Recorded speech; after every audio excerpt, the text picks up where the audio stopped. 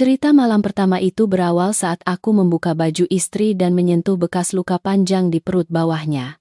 Aku curiga dia sudah tidak perawan karena pernah melahirkan secara caesar. Aku langsung menamparnya dan menelepon ayah mertua untuk menjemput putrinya yang sudah cacat. Tapi begitu sampai di rumah, ayah mertua tiba-tiba menamparku dan melemparkan sebuah buku catatan yang sudah menguning. Buka matamu dan lihat baik-baik. Cahaya lampu kristal dari langit-langit lobi Hotel Bintang 5 memancarkan cahaya keemasan yang megah. Aku berdiri di panggung kehormatan, memegang segelas anggur merah yang berkilauan, dan menyesapnya sedikit. Tahun ini aku berusia 32 tahun. Seorang pria sukses. Dan hari ini, koleksi kesempurnaan dalam hidupku dilengkapi dengan potongan terakhir Lia. Aku memusatkan pandanganku pada gadis yang berdiri setengah langkah di depanku. Lia, 28 tahun. Mengenakan gaun pengantin mermaid, putih bersih yang dihiasi mutiara kecil di sepanjang pinggang rampingnya. Dia tidak merias diri dengan makeup tebal dan sophisticated seperti para gadis bangsawan yang pernah kutemui di dunia bisnis. Tidak ada tatapan genit penuh perhitungan. Lia sederhana, lembut, dan murni. Dia adalah seorang guru taman kanak-kanak di pinggiran kota. Lahir dari keluarga guru miskin. Dan memegang teguh tradisi keluarga sampai pada titik keras kepala. Selama 2 tahun kami berpacaran. Meskipun aku memberinya banyak barang mewah, banyak makan malam romantis di bawah lilin, Lia tetap menolak untuk melewati batas. Dia selalu mengatakan ingin menjaga hal paling sakral itu untuk malam pertama. Untuk pria yang akan secara resmi memanggilnya istri di depan kedua keluarga. Penolakan itu, alih-alih membuatku putus asa, justru semakin membakar naluri penaklukan dan kesombonganku. Di zaman di mana segalanya bisa dihargai dengan uang sejak pertemuan kedua, seorang gadis murni dan puer seperti Lia adalah trofi berharga. Perhiasan sempurna tanpa cacat untuk mengagungkan status seorang pemenang seperti diriku. Pengantin pria sangat berwibawa. Selamat, Direktur Arya. Anda pandai memilih. Istri Anda cantik dan berbudi luhur. Benar-benar permata langka. Suara itu memotong alur pikiranku. Pak Budi, seorang mitra bisnis besar, mengangkat gelas anggurnya dan berjalan menuju kami. Kanaka luju. Aku tersenyum percaya diri dan mengangkat gelas bersamanya. Suara kristal yang beradu berbunyi nyaring. Terdengar sangat menyenangkan. Terima kasih, Pak Budi. Lia ini guru TK. Sangat santun. Tidak terbiasa dengan keramaian. Punya istri yang tahu diri dan mengurus keluarga. Kita para pria bisa tenang fokus bisnis. Ya kan? Pak, aku menjawab sambil memeluk pinggang Lia. Dia mengangguk kecil menyapa tamu. Senyum ramah dan malu-malu membuat para direktur di sekitar meja juga mengangguk-angguk memuji. Melihat tatapan kagum bercampur iri dari para pria di pesta, rasa puas diri di dadaku semakin membesar. Ya, aku pantas mendapatkan yang terbaik. 4 tahun lalu, hidupku adalah rawa lumpur keputusasaan. Saat itu, aku hanyalah seorang pemuda yang mencoba membuktikan diri. Lalu terpuruk karena berdeham penyakit gagal ginjal stadium akhir. Aku ingat betul bau alkohol medis yang menghantui. Suara mesin cuci darah yang berdesir. Dan dinginnya batas antara hidup dan mati. Aku pernah berpikir akan mati sia-sia di ranjang rumah sakit. Tetapi kemudian sebuah keajaiban. Atau lebih tepatnya kekuatan uang dan keberuntungan. Memberiku ginjal yang cocok dari seorang donor anonim. Aku terlahir kembali. Kembali dari kematian. Aku bekerja keras seperti orang gila. Menginjak-injak setiap rintangan untuk meraih kekuasaan. Aku telah membeli kembali hidupku. Jadi tidak ada alasan mengapa aku tidak bisa membeli istri yang sempurna. Keluarga idaman sebagai tameng mewah untuk hidupku. Masa lalu yang lemah telah kukubur. Sekarang aku adalah penguasa hidup dan mati. Pesta usai. Gerimis khas malam Jakarta mulai menjatuhkan butiran air dingin yang mengetuk kaca mobil mewah. Sopir mengantar kami pulang ke villa tepi danau. berlawanan dengan dinginnya di luar. Suasana di dalam villa hangat, penuh aroma essential oil yang lembut dan kelopak mawar merah tua yang tersebar dari ruang tamu hingga lantai 2. Aku melonggarkan dasiku, merebahkan diri di sofa kulit mahal di ruang tamu. Tamu-tamu memaksa minum cukup banyak, dan alkohol anggur baru mulai merasuk, membuat pelipisku berdenyut-denyut. Saat sedang memijat kening, aku tiba-tiba mencium aroma jahe dan serai yang harum. Lia masih mengenakan gaun pengantinnya. Dengan hati-hati membawa nampan kayu keluar dari dapur. Di nampan itu ada segelas air jahe yang mengepulkan asap. Kakak minum sedikit air jahe ini agar hangat perutnya. Tadi di pesta kakak minum terlalu banyak anggur. Aku takut kakak sakit maag. Suara Lia lembut dan patuh. Dia meletakkan gelas itu di meja lalu berputar ke belakang. Menggunakan jari-jari lembutnya menekan ringan pelipisku. Rasa hangat dari air jahe dan aroma bunga lembut dari rambutnya memenuhi indera penciumanku, membuatku merasa sangat puas. Aku menyesap air hangat. Rasa pedas jahe membuat dadaku lega. Aku mengulurkan tangan menarik Lia ke depan hingga dia jatuh ke pelukanku. Cincin berlian 2 karat di jari manisnya memancarkan cahaya bangga di bawah lampu gantung. Itu adalah cincin yang kubuat sendiri. Harga yang sangat murah untuk membeli kesetiaan dan kemurnian wanita ini. Hari ini kamu pasti lelah. Ya, istriku melakukannya dengan sangat baik. Aku membelai lembut pipi Lia yang merona. Mataku terpaku pada bibir tipisnya yang sedikit bergetar karena malu. Aku tidak lelah. Lia gelagapan menunduk. Bulu matanya yang panjang berkedip-kedip. Aku tertawa. Tawa seorang pemburu di depan mangsa yang sudah berada dalam perangkap. Tanpa menunda lagi, aku menyelipkan tangan di bawah betis dan pinggangnya, mengangkatnya dari lantai. Lia terkejut dan sedikit menjerit, memeluk erat leherku secara naluriah. Aku melangkah panjang dan mantap, menaiki tangga, langsung menuju kamar pengantin yang penuh mawar merah. Aku menurunkan Lia ke kasur empuk, berdiri tegak, dan perlahan melepas dasi abu-abuku lalu melemparkannya ke lantai kayu. Mataku menyapu lekuk tubuhnya yang samar-samar, terlihat di balik gaun sutra putih. Membara dengan keinginan untuk memiliki dan menelanjangi hadiah sempurna yang telah kutunggu selama 2 tahun ini. Kamar pengantin hanya menyalakan satu lampu tidur kuning redup di sudut dinding, menumpahkan bayangan samar di lantai kayu walnut yang berkilau. Aroma mawar merah tua berpadu dengan aroma parfum pria, menciptakan suasana romantis di malam pertama. Aku perlahan membungkuk, menopang kedua tanganku di sisi kasur, mengunci Lia dalam pelukanku. Lia memejamkan mata. Kedua tangan kecilnya tanpa sadar mencengkeram sprei. Napasnya menjadi terengah-engah, canggung, tetapi mengandung kepercayaan mutlak untuk menyerahkan diri kepada suami yang sah. Rasa malu itu semakin membuatku puas. Aku mengulurkan tangan ke belakang punggungnya, perlahan menarik resleting gaun pengantin. Lapisan sutra putih melorot, memperlihatkan bahu kurus dan kulit putih bersih di bawah cahaya redup. Gerakanku awalnya sangat lembut, seperti cara seorang ahli yang mengupas kulit benda berharga, takut menggores permukaan yang indah. Tetapi ketika tanganku meluncur di sepanjang pinggang, membelai ke daerah perut bawah yang agak ke samping, jari-jariku tiba-tiba berhenti. Sensasi dari ujung jari yang merambat ke otak bukanlah kelembutan dan kehalusan kulit gadis. Itu adalah bekas luka panjang, kasar, keras, dan berherihi. Sedikit alkohol anggur yang memabukkan dalam darahku seolah disiram air dingin, membeku seketika. Aku menarik tanganku seperti baru saja menyentuh bara api. Alis mataku berkerut.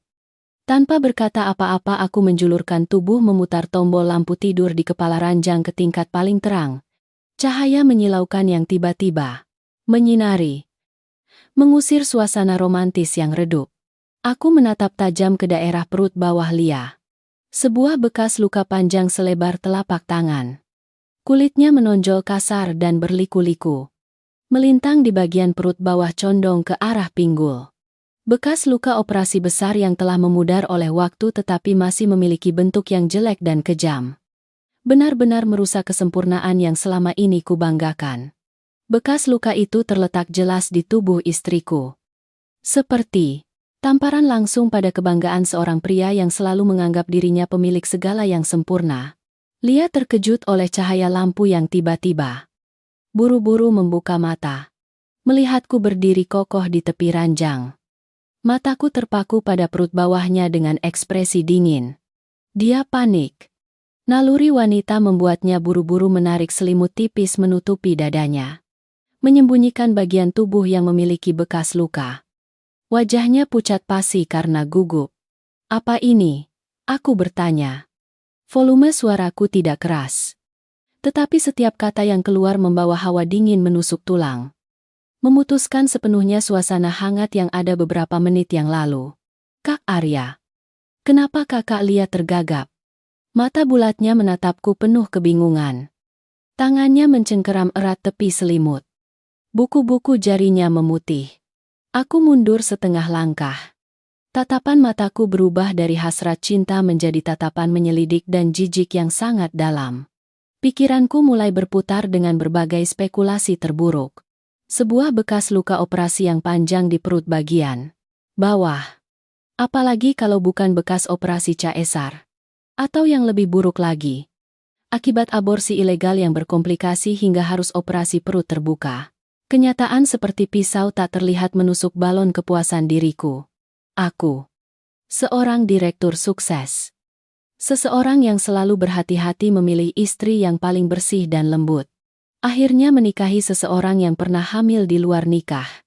Pernah di meja operasi melahirkan anak pria lain. Penolakan intim selama 2 tahun ini bukan karena dia menjaga kesuciannya, tetapi untuk menyembunyikan masa lalu yang kotor ini. Agar punya cukup waktu untuk memperbaiki selaput darahnya. Demi menipuku agar menjadi ayah tiri. Kemarahan membara seperti api yang disiram bensin. Membakar habis semua kelembutan palsu. Darah mengalir ke otak. Membuat pelipisku berdenyut seperti genderang perang. Aku bertanya padamu. Bekas luka menjijikkan di perutmu itu. Apa aku membentak? Melangkah maju. Menarik selimut tipis yang dia peluk di dadanya lalu melemparkannya ke lantai. Lia meringkuk. Bahu kurusnya bergetar. Dia melihat kemarahan gilaku di mataku. Air mata mulai mengalir di sudut matanya. Kak Arya. Kakak tenang dulu. Dengarkan aku menjelaskan. Bekas luka ini 4 tahun lalu aku. Kamu kenapa aku memotong perkataannya? Sudut bibirku menyeringai pahit. Apakah ada pria yang membuatmu hamil lalu melarikan diri sehingga kamu harus pergi ke rumah sakit untuk operasi? Atau kamu melakukan aborsi ilegal yang berkomplikasi sehingga harus operasi perut terbuka? Tidak. Bukan begitu, Lia berteriak. Air mata membanjir di pipinya. Dia merangkak ke depan. Mencoba meraih ujung kemejaku. Kakak jangan berkata hal-hal menakutkan seperti itu. Aku tidak pernah melakukan kesalahan apapun padamu. Bekas luka ini karena aku dioperasi. Dioperasi. Aku tertawa terbahak-bahak. Tawa yang pahit dan dingin bergema di 4 dinding penuh mawar. Aku menepis tangannya dengan kuat. Dorongan itu membuatnya terjungkal ke belakang. Siku tangannya membentur kasur dengan keras. Kamu pikir aku bodoh? Aku anak kecil umur 3 tahun yang bisa kamu tipu dengan omong kosong murahan seperti itu. Operasi usus buntu atau operasi plastik yang harus membedah sepanjang lipan di perut bagian bawah begitu. Aku melangkah mundur. Menatap wanita yang menangis tersedu-sedu di ranjang dengan tatapan seperti melihat tumpukan sampah di tempat rongsokan. Harta yang kuperoleh. Kedudukan yang kubangun. Semuanya sempurna. Namun ternoda oleh seorang wanita dengan masa lalu kotor. Mengingat pujian para mitra di lobi pesta bahwa aku telah memilih permata langka. Aku merasa seperti ribuan jarum menusuk wajahku. Ternyata aku hanya orang bodoh yang ditipu mentah-mentah oleh seorang gadis berpura-pura menjadi guru taman kanak-kanak. 2 tahun ini aktingmu bagus sekali. Lia. Aku mengucapkan kata-kata sinis. Melepas jam tangan. Rolex di pergelangan tanganku. lalu melemparkannya ke meja rias. Menimbulkan suara cekrek yang kering. Selalu saja bicara tentang menjaga tradisi. Tentang kesantunan keluarga. Ternyata kesantunan keluargamu itu tidur dengan pria lain sampai hamil. Membedah perut untuk membuang anak, lalu pergi menambal selaput tipis itu lagi untuk menjerat pria berduit, sepertiku agar menanggung dosamu. Kan? Arya Pratama. Diam. Lia menangis terseduh-seduh. Suaranya pecah karena luka yang sangat dalam. Dia menopang tangan duduk. Mata merahnya menatapku. Membawa kepedihan dan kekecewaan yang tak tertahankan. Kakak boleh tidak mencintaiku. Tapi kakak tidak berhak menghina martabatku dan keluargaku. Aku sudah bilang itu bekas luka operasi menyelamatkan orang. Menyelamatkan orang? Kamu mau bilang kamu donor organ? Atau kamu menyelamatkan mantan pacarmu? Aku tidak. Membiarkannya menyelesaikan kalimatnya. Semua penjelasan saat ini, bagiku, hanyalah alasan licik dari seseorang yang tertangkap basah sedang berusaha melepaskan diri.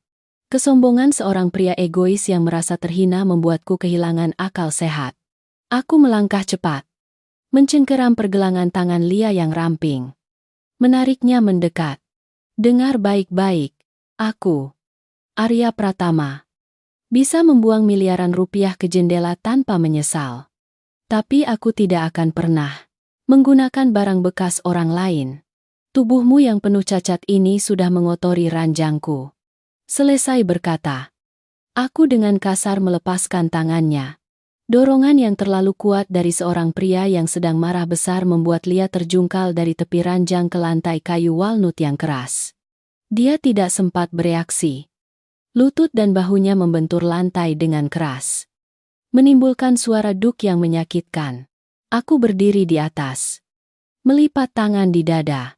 Menatapnya, yang meringkuk di lantai. Dengan dingin memadamkan setiap harapan tipis terakhirnya di malam pertama, Lia memegangi bahunya yang bergetar hebat. Mengangkat mata merahnya yang berkaca-kaca menatapku. Riasan pengantinnya sudah luntur. Rambutnya yang tertata rapi kini berantakan menempel di kedua pipinya. Jika itu aku beberapa jam yang lalu, mungkin aku akan merasa kasihan dan memeluknya. Tapi sekarang, bayangan wanita dengan bekas luka operasi panjang di perutnya hanya memberiku rasa mual dan perasaan dikhianati yang sangat dalam. Kak Arya, dengarkan aku sebentar saja. Boleh tidak? Lia terisak. Mencoba menopang tangan merangkak ke depan.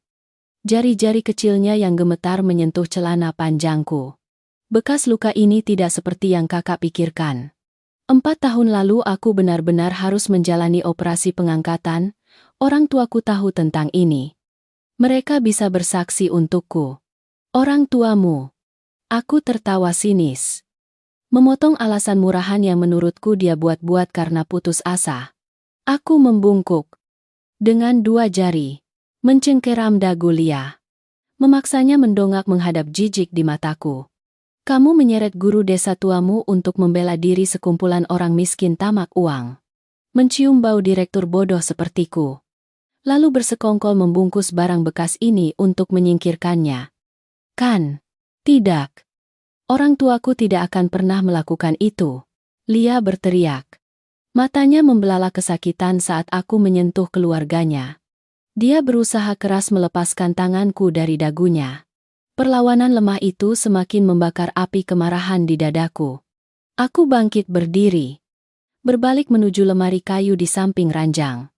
Mengambil gelas kristal berisi setengah anggur merah yang seharusnya kami minum bersama. Tanpa ragu, aku mengayunkan tangan melemparkannya ke dinding, yang dilapisi wallpaper gaya klasik. Suara pecahan kaca yang nyaring memecah keheningan di ruangan besar itu. Pecahan-pecahan itu berhamburan ke lantai kayu.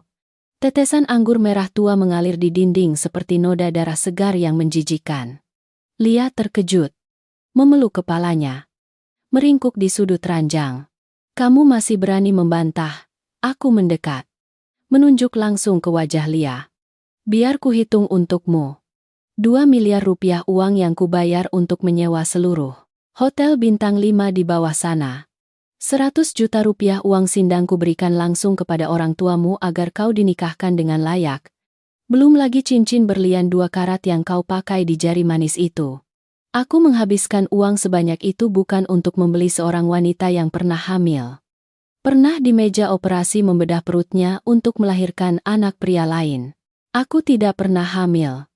Aku tidak pernah tidur dengan siapapun, Lia berteriak putus asa. Kalimat itu seperti tetesan air yang melimpah ruah. Sifat egois. Harga diri seorang pria sukses tidak mengizinkanku mendengar kebohongan lain. Tanganku yang mengenakan jam tangan Swiss mahal mengayun.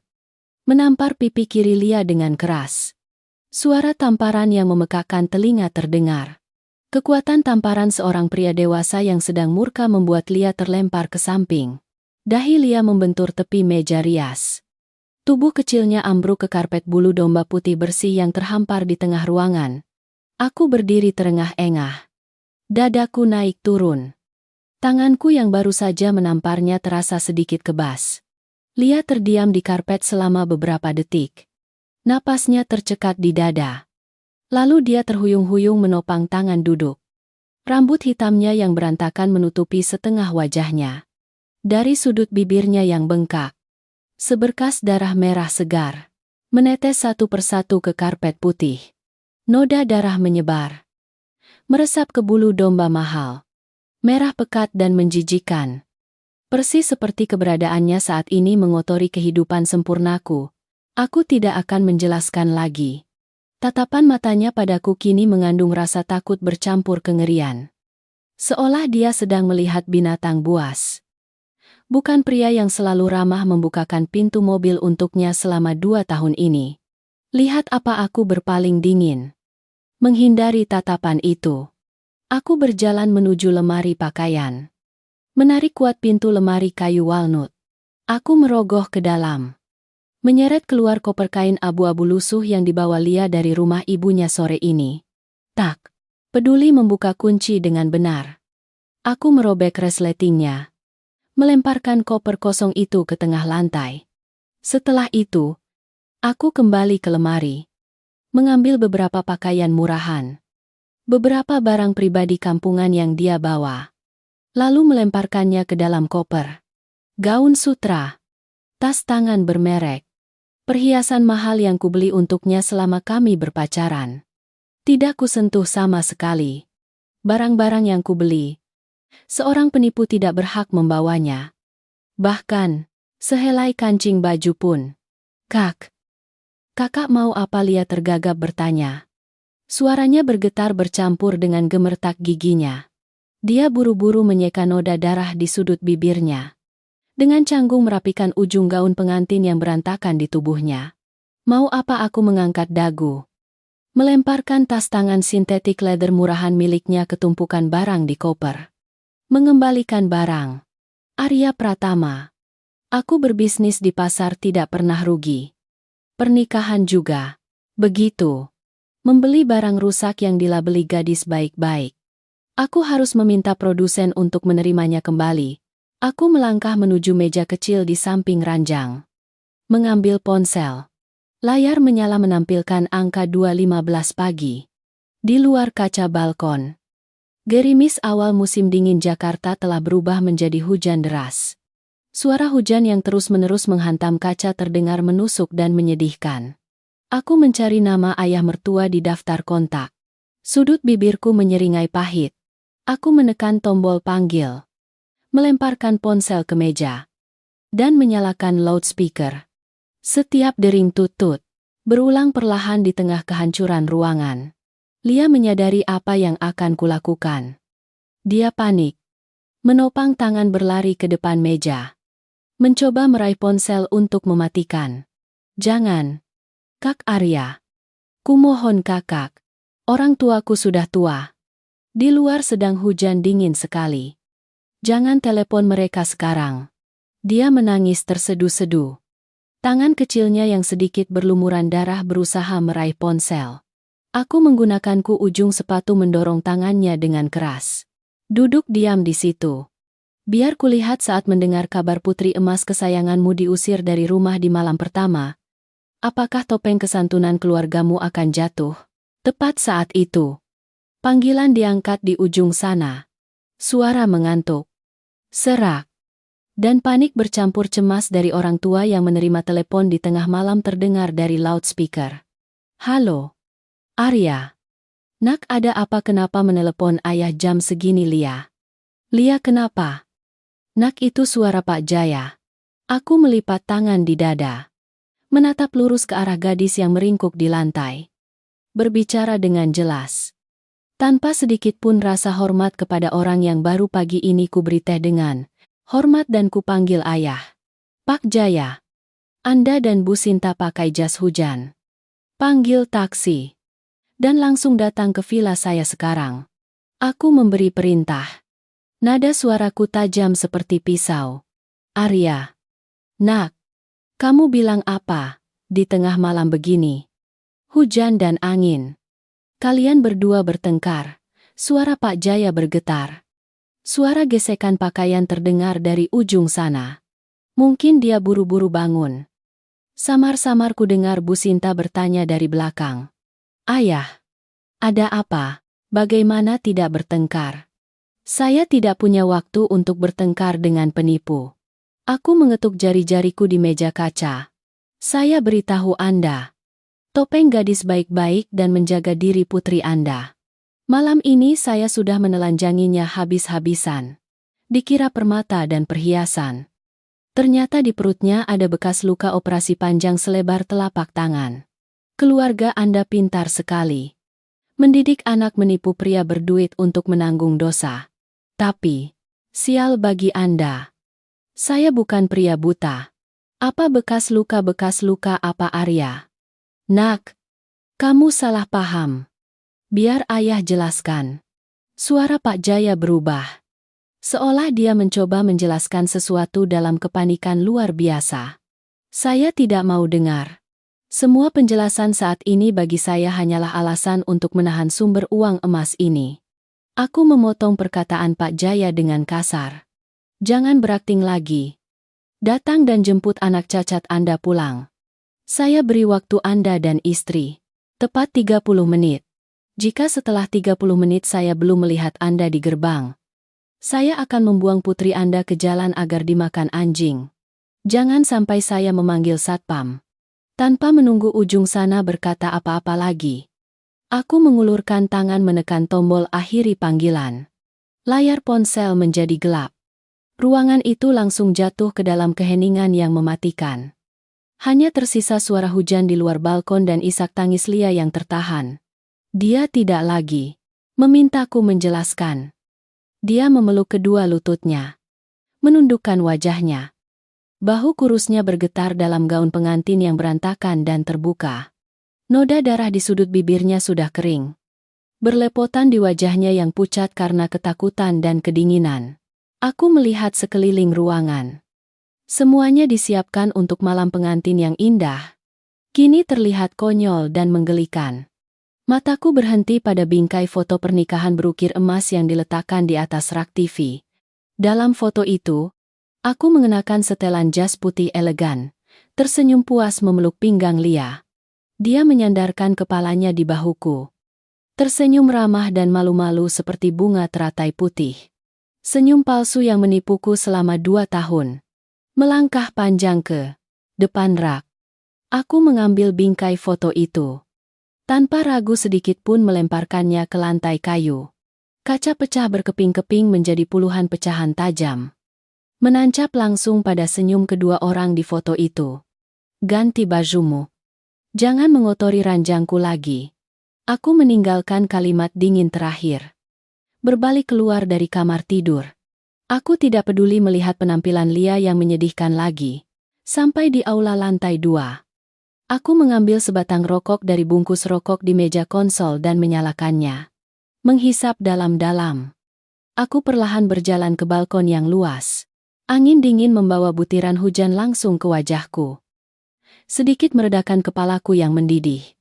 Rokok itu menyala merah di tengah malam sunyi di kompleks villa mewah. Di bawah cahaya lampu jalan yang redup. Gerbang besi hitam rumahku yang megah tertutup rapat. Dingin. Dan angkuh. Aku bersandar di pagar, menghembuskan asap putih tebal ke udara. Tak peduli dingin yang meresap ke dalam kemejaku. Aku berdiri di sana menunggu. Aku menghitung setiap menit. Menunggu saat sebuah taksi murahan berhenti di depan gerbang dan pasangan guru tua miskin itu harus menembus hujan. Menanggung malu. Masuk ke sini untuk menerima penghinaan paling menyakitkan dalam hidup mereka. Harga yang terlalu murah untuk menipu seseorang seperti Arya Pratama dengan barang cacat. Suara hujan deras masih menghantam atap kaca tempret. Dingin dan tanpa ampun. Tepat 28 menit setelah panggilan telepon. Lampu depan kuning redup, sebuah taksi murah berbelok. Menyapu seberkas cahaya pucat ke gerbang aluminium cor rumahku yang megah. Mobil berhenti. Pintu terbuka lebar. Dua orang tua canggung turun di tengah hujan lebat. Mereka bahkan tidak sempat membawa payung. Hanya mengenakan dua jas hujan plastik tipis seharga Rp10.000 yang dibeli. Terburu-buru. Di pinggir jalan. Aku menyeringai. Menekan tombol remote control. Gerbang besi perlahan terbuka. Di bawah lampu jalan. Aku melihat jelas sosok kurus Pak Jaya yang melindungi Bu Sinta. Keduanya buru-buru berjalan terseok-seok melewati halaman berkerikil menuju lobi utama. Melihat penampilan mereka yang basah kuyup, mereka terlihat seperti dua orang pengungsi di tengah badai. Benar-benar tidak serasi dengan kemegahan villa.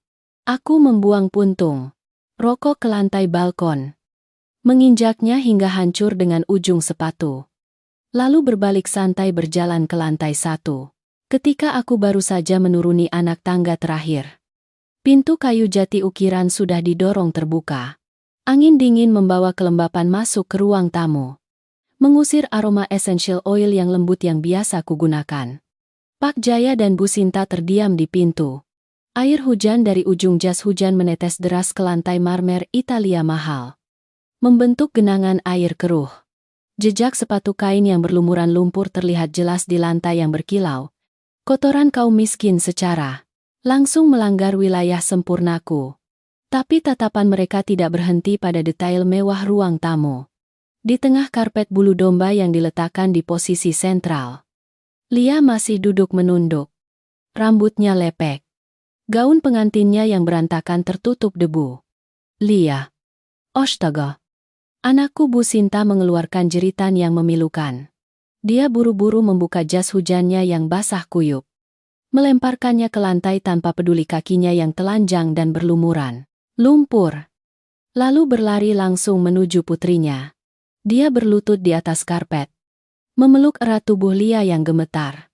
Tangan kurusnya yang kasar panik membelai rambut Lia yang kusut ke belakang. Ketika lampu kristal menyinari wajah putrinya, Bu Sinta terkejut. Noda darah di sudut bibir. Lia sudah mengering menjadi bercak gelap. Pipi kirinya bengkak, menunjukkan bekas-bekas kekerasan. Kenapa begini? Nak, siapa yang memukulmu sampai seperti ini? Bu Sinta menangis. Terseduh-seduh. Air matanya bercampur dengan air hujan yang belum sempat dihapus dari wajahnya. Lia tidak menjawab.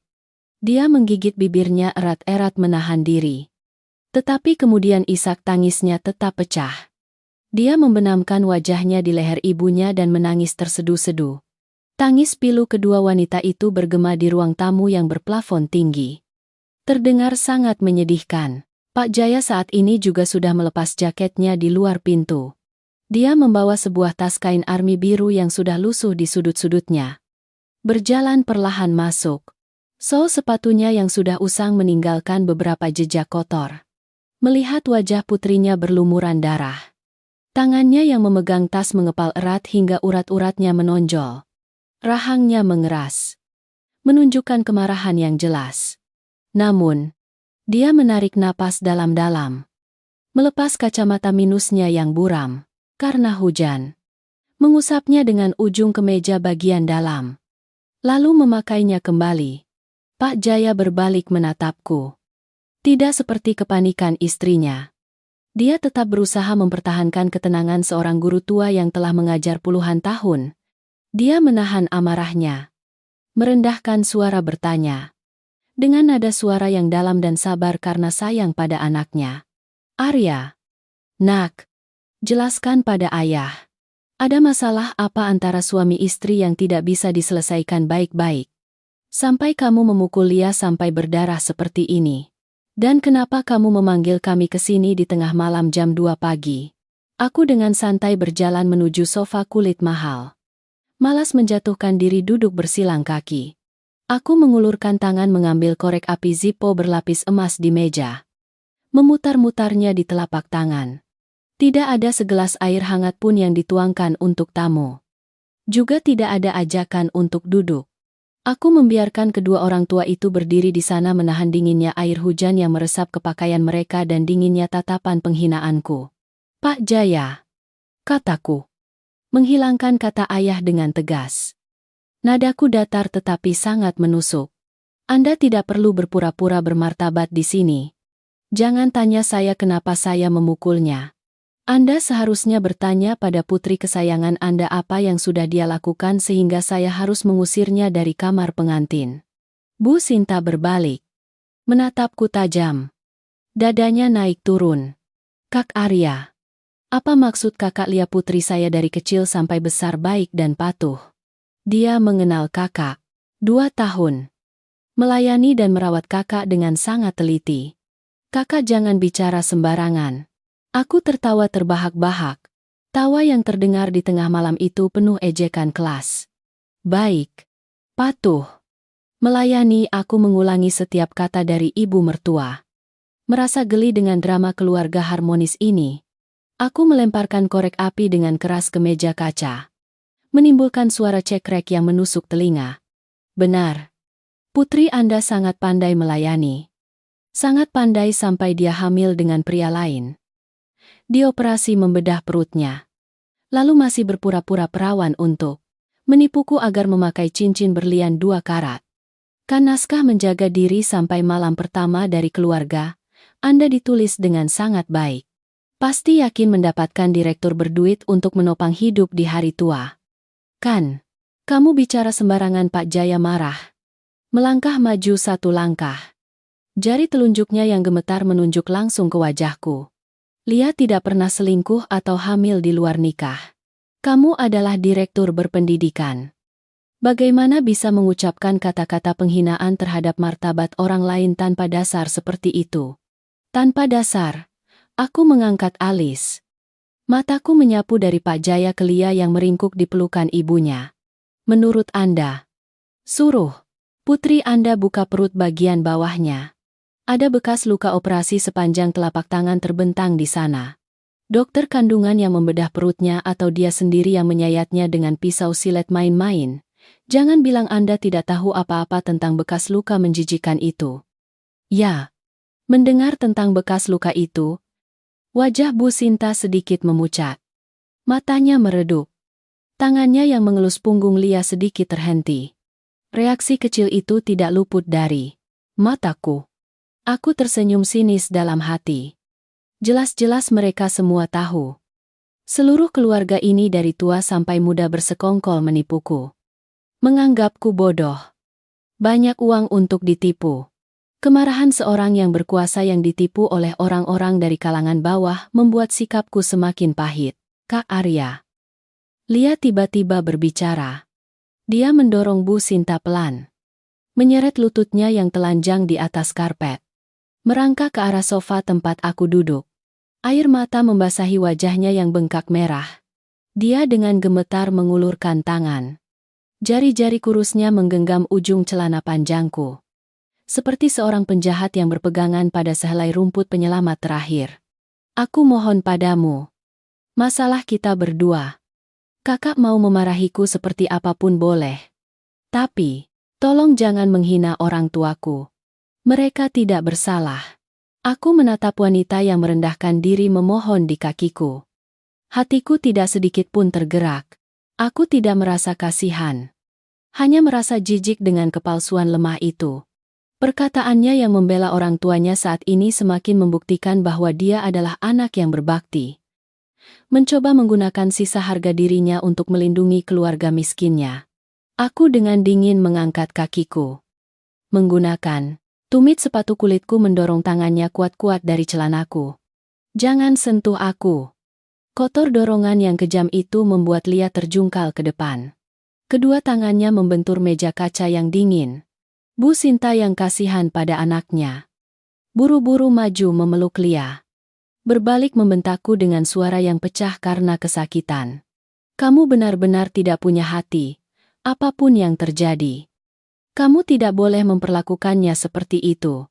Bekas luka itu karena dia berkorban. Bu. Sinta belum sempat menyelesaikan kalimatnya. Pak Jaya sudah mengulurkan tangan menghalanginya. Dia berdiri diam di tengah ruangan. Tas kain lusuhnya masih tergenggam erat di tangannya.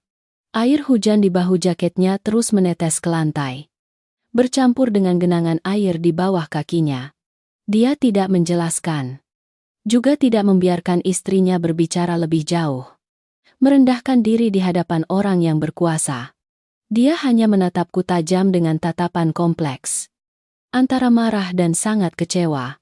Aku berdiri. Merapikan kerah ke mejaku. Meregangkan badan.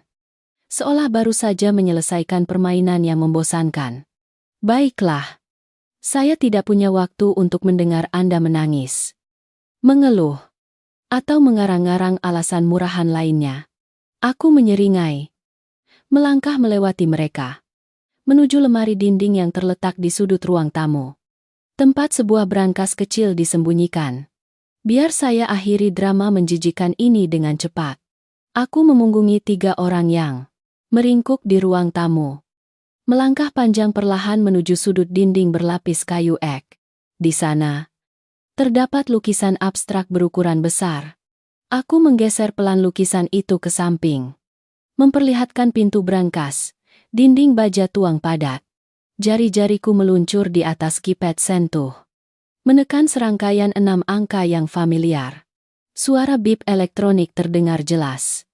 Pintu berat itu terbuka. Cahaya dari lampu LED kecil di dalamnya memancar. Keluar. Menyinari tumpukan uang kertas pecahan 500 Goma rupiah yang tersusun rapi. Beberapa sertifikat tanah. Dan dokumen proyek senilai puluhan miliar rupiah. Itu adalah bukti kekuasaan. Sesuatu yang orang-orang di luar sana rela berlutut untuk mendapatkannya. Dan terletak rapi di atas. Menonjol dengan warna merah menyilaukan. Adalah surat nikah yang baru saja kutandatangani bersama Lia kurang dari sebulan yang lalu. Aku mengulurkan tangan mengeluarkan surat itu. Merasakan kasar permukaannya yang dicetak dengan stempel merah. Lalu menutup pintu brankas dengan keras. Aku memegang surat itu di tangan. Kembali dengan santai ke area meja kopi. Pak Jaya masih berdiri di sana. Kemeja dalamnya basah kuyup menempel di tubuh kurusnya. Bu Sinta memeluk Lia erat-erat. Matanya waspada mengikuti setiap gerakanku. Sementara Lia, dia sudah berhenti menangis. Hanya tersisa isak tangis yang pecah di tenggorokannya.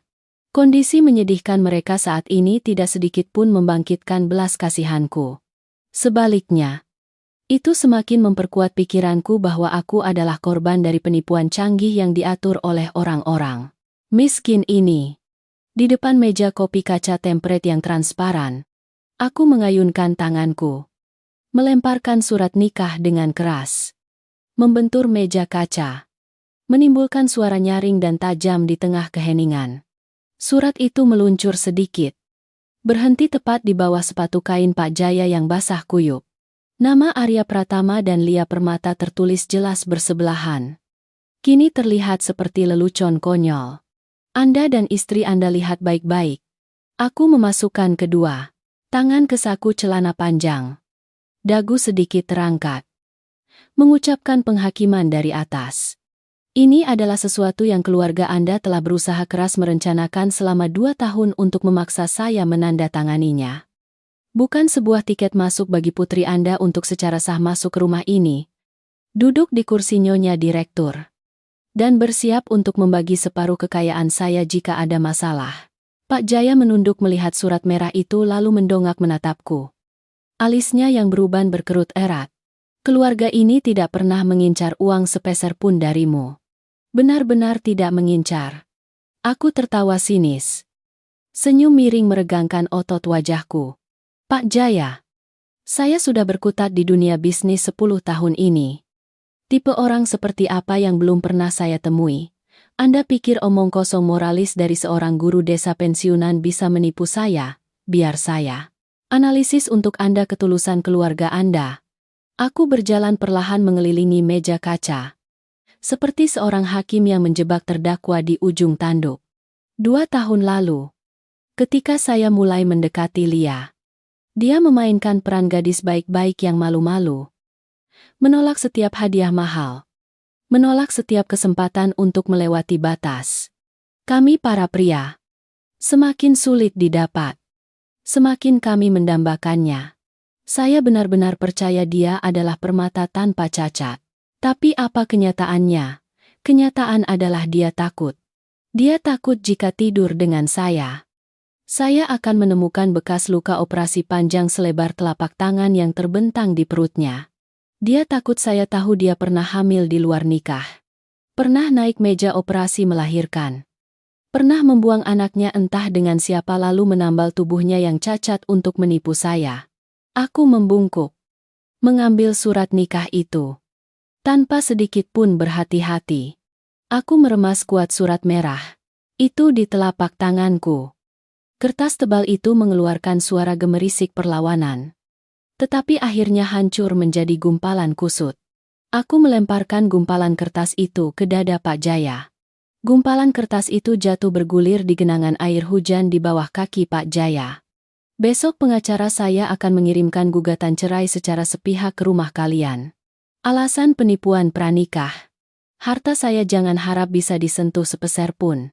Bahkan cincin 2 karat yang dia pakai. Atau barang bermerek apapun di rumah ini harus ditinggalkan semua. Aku menatap Lia. Tatapanku dingin tanpa sedikit pun rasa kemanusiaan. Barang yang kubeli. Seorang yang cacat tidak berhak menggunakannya. Bu Sinta ternganga. Air mata berlinang. Dia mengangkat tangan hendak menunjukku untuk memaki. Hendak mengungkapkan suatu kebenaran yang tercekat di dadanya. Dia hendak berteriak tentang apa yang disebut pengorbanan. Tentang masa lalu 4 tahun lalu yang telah kurenggut sendiri. Tapi tepat saat Bu Sinta hendak membuka mulut, Pak Jaya mengulurkan tangannya yang kurus untuk menahan. Gerakannya sangat tegas. Tangannya mencengkram erat lengan istrinya. Menariknya mundur. Setengah langkah.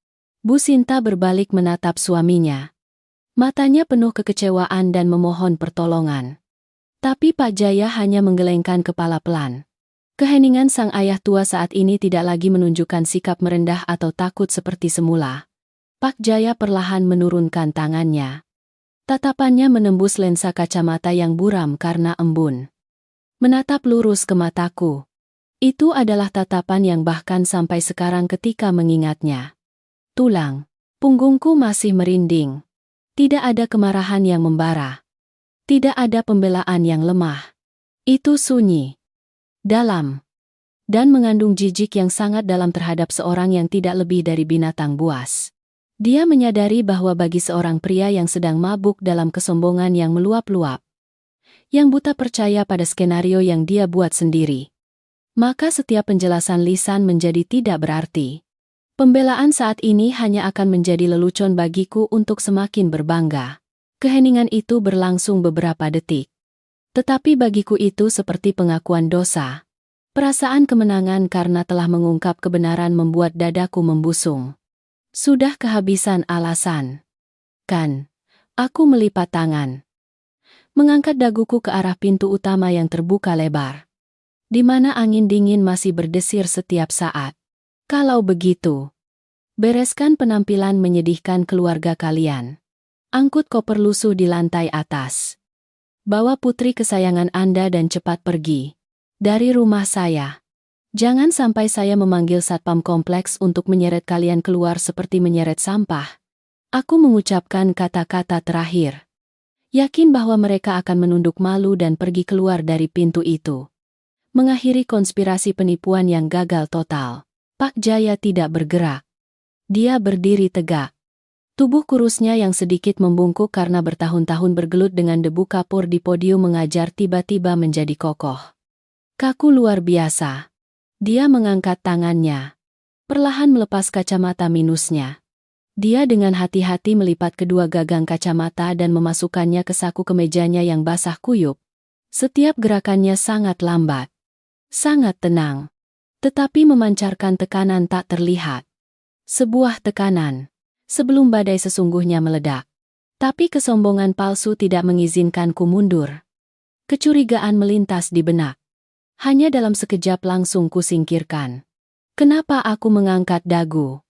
Tatapan mataku penuh tantangan menatap lurus ke wajah keriput Pak Jaya. Anda menatapku seperti itu ada maksud apa, mau menggunakan wibawa seorang guru untuk menceramahi direktur ini? Atau Anda mau memukulku dengan tubuh tua ini? Anda pikir bisa melakukan apapun padaku di rumah ini? Saya sarankan, Anda kurangi akting harga diri. Ajak putri Anda keluar sebelum saya kehabisan kesabaran. Begitu aku selesai berbicara, sudut bibirku masih menyunggingkan senyum jijik. Plak suara tamparan yang memekakan telinga terdengar. Semuanya terjadi begitu cepat. Begitu cepat sampai senyum di bibirku belum sempat padam. Dadaku masih membusung penuh kepuasan. Tangan Pak Jaya terangkat dengan kekuatan yang mengerikan. Yang tidak pernah kusangka bisa dilepaskan oleh seorang pria berusia 60 tahun. Telapak tangannya yang kasar menghantam pipi kiriku. Tamparan itu membawa seluruh kemarahan. Kesabaran yang terpendam hingga batas maksimal. Benturan itu begitu kuat hingga kepalaku terlempar ke samping. Keseimbangan tubuhku benar-benar hilang. Aku terhuyung mundur 3 langkah. Tumit sepatuku tergelincir di lantai marmer yang licin. Punggungku membentur keras lemari kayu walnut yang menempel di dinding. Patung-patung hiasan mahal di atas lemari bergetar hampir jatuh. Beberapa botol anggur beradu nyaring. Telinga kiriku berdengung panjang dan berulang kali. Aku berdiri bersandar di lemari. Butuh beberapa napas terputus-putus baru bisa sadar. Bau amis darah yang menyengat langsung menusuk hidungku. Cairan asin menetes dari sudut bibirku yang bengkak. Mengalir di daguku. Aku baru saja ditampar. Arya Pratama. Seorang direktur yang disegani di dunia bisnis. Yang baru saja melemparkan surat nikah ke wajah orang lain. Baru saja ditampar langsung oleh seorang lelaki tua miskin di tengah villa mewahnya sendiri. Ayah jeritan panik. Lia terdengar dari arah karpet. Dia bangkit berdiri tetapi Bu Sinta sudah berhasil menahan bahunya erat-erat. Wajah Bu Sinta juga terkejut tidak kalah. Melihat tindakan spontan suaminya. Guncangan itu berlalu. Digantikan oleh kemarahan yang liar. Penghinaan karena diserang di wilayahku sendiri membuat darahku mendidih. Binatang buas bernama harga diri dalam diriku menggeram. Aku menyeka kuat noda darah di sudut bibirku dengan punggung tangan. Mataku memerah menatap Pak Jaya. Anda berani memukulku? Aku mendesis di antara gigi-gigi yang terkatup. Kedua tanganku mengepal hingga buku-buku jari berderak. Aku menginjak lantai dengan keras. Mengambil ancang-ancang untuk menerjang Pak Jaya dan menghabisinya. Siapapun yang berani menyentuh harga diriku harus membayarnya 10 kali lipat. Aku akan memanggil satpam untuk menyeretnya ke kantor polisi. Aku akan menuntutnya atas tuduhan penyerangan. Aku akan membuat keluarga ini tidak bisa hidup tenang di Jakarta ini. Tapi tepat saat aku mengangkat tumitku, sebuah teriakan berwibawa yang menggelegar seperti guntur memaku kedua kakiku ke lantai. Diam di situ, aku terkesiap. Kepalanku di udara sedikit bergetar.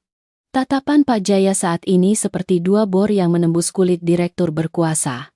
Langsung menancap ke bagian terlemah dalam diriku. Kamu selalu bicara uang. Uang. Uang. Kamu pikir beberapa lembar uang recehmu villa besar seperti ini bisa membeli martabat orang lain? Suara Pak Jaya, dalam dan serak. Setiap kata keluar tajam seperti silet. Kamu bilang keluargaku menipumu. Kamu bilang aku menjual putriku kepada orang kaya mendadak sepertimu untuk mengeruk uang. Kamu salah, Arya. Pak Jaya menarik napas dalam-dalam. Dadanya yang kurus menonjol di balik baju basahnya. Dia menunjuk langsung ke dadaku, di mana jantungku berdebar kencang karena marah. Keluargaku miskin. Aku seumur hidup mengajar. Pensiunanku pas-pasan. Hanya cukup untuk makan sehari-hari. Tapi keluarga ini tidak pernah berlutut meminta sepeser pun darimu. Aku merestui Lia bersamamu karena dia mencintaimu. Dia kasihan pada pemuda yang pernah berada di ambang kematian. Dia percaya kamu adalah pria baik yang bisa melindunginya seumur hidup. Bukan untuk hari ini kamu menggunakan sikap egois dan tidak tahu berterima kasihmu untuk menginjak-injak tubuh dan kehormatannya. Tidak tahu berterima kasih. Aku tidak tahu berterima kasih. Aku tersenyum tipis. Senyum yang miring karena sudut bibirku yang bengkak dan pecah. Rasa sakit hati membuatku berpegangan pada alasan yang menurutku paling kuat. Bagus sekali Anda bicara. Cinta apa yang menyembunyikan masa lalu kotor itu? Tubuh yang cacat. Sudah melahirkan. Dibedah perutnya. Lalu ditutupi dengan kebohongan-kebohongan canggung. Pak Jaya tidak membantah tuduhanku. Dia tidak meninggikan suara membantah bahwa putrinya bersih. Keheningan Pak Jaya saat ini memiliki nuansa yang sama sekali berbeda dari kesabaran awalnya. Itu adalah rasa jijik yang sangat dalam terhadap orang bodoh yang hanya tahu menggunakan pikirannya yang penuh prasangka sempit untuk menghakimi orang lain. Kamu benar. Putriku memiliki bekas luka di perutnya dan bekas luka itu memang kesalahan terbesar dalam hidupnya. Pak Jaya mengangguk. Nada suaranya tiba-tiba melunak. Membawa kesedihan tak terhingga. Dia berbalik menatap Lia yang menangis diam dalam pelukan Bu Sinta.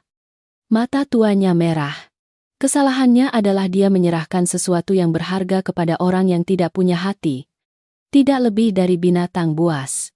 Selesai berkata, Pak Jaya kembali menatapku. Tatapan dingin seperti gunung es yang mengapung di lautan. Hari ini aku datang bukan untuk meminta maaf padamu. Aku juga tidak punya waktu untuk menjelaskan kepada orang. Tuli, kamu ingin bukti penipuan. Kan akan kutunjukkan padamu. Setelah mengatakan itu, Pak Jaya berbalik. Dia perlahan membungkukkan punggungnya yang kurus. Mengulurkan tangan ke tas kain army biru yang tergeletak di genangan air di lantai. Tas itu lusuh di sudut-sudutnya. Warna kainnya sudah pudar karena cuaca. Terlihat kampungan dan tidak pada tempatnya di antara furnitur impor ruang tamu. Aku melipat tangan menahan sakit di pipi. Mengangkat alis menunggu. Dalam benakku, aku masih yakin dia akan mengeluarkan surat. Keterangan medis palsu atau beberapa foto lama untuk membuktikan cinta murni putrinya. Lelucon murahan untuk menyelamatkan sedikit harga diri terakhir. Dia merogoh hingga ke dasar tas.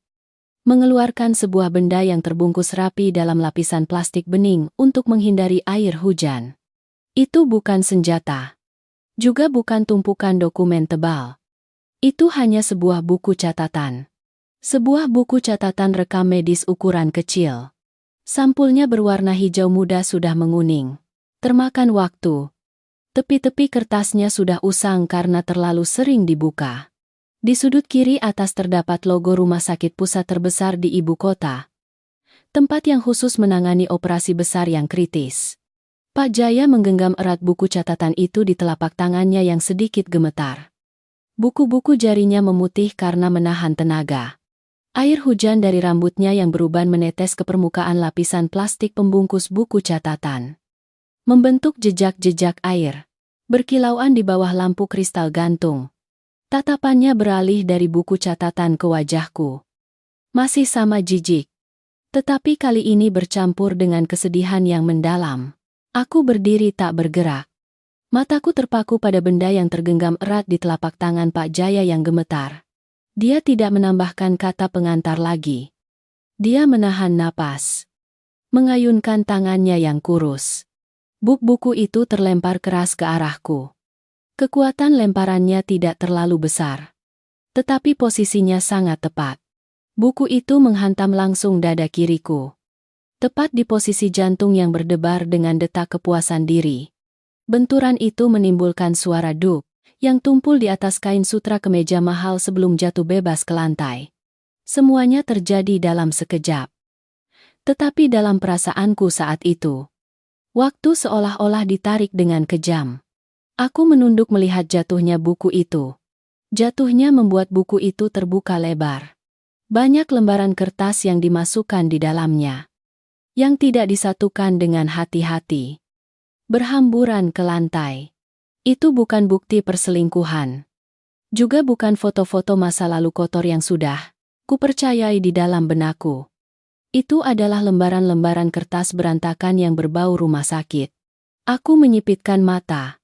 Terletak tak sampai sejengkal dari ujung sepatu kulitku adalah selembar kertas kalkir berwarna biru muda.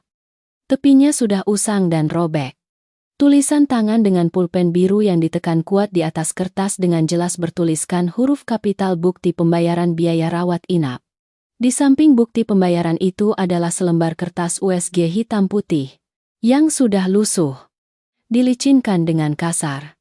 Dan, yang paling jelas dan menyilaukan mataku adalah selembar surat keterangan keluar rumah sakit yang berstempel bulat merah terang dari sebuah rumah sakit pusat terkemuka yang khusus menangani operasi transplantasi organ. Warna merah stempel itu menonjol di atas latar belakang ubin putih bercampur abu-abu. Menyakitkan. Persis seperti tetesan darah yang baru saja keluar dari sudut bibir Lia beberapa puluh menit yang lalu.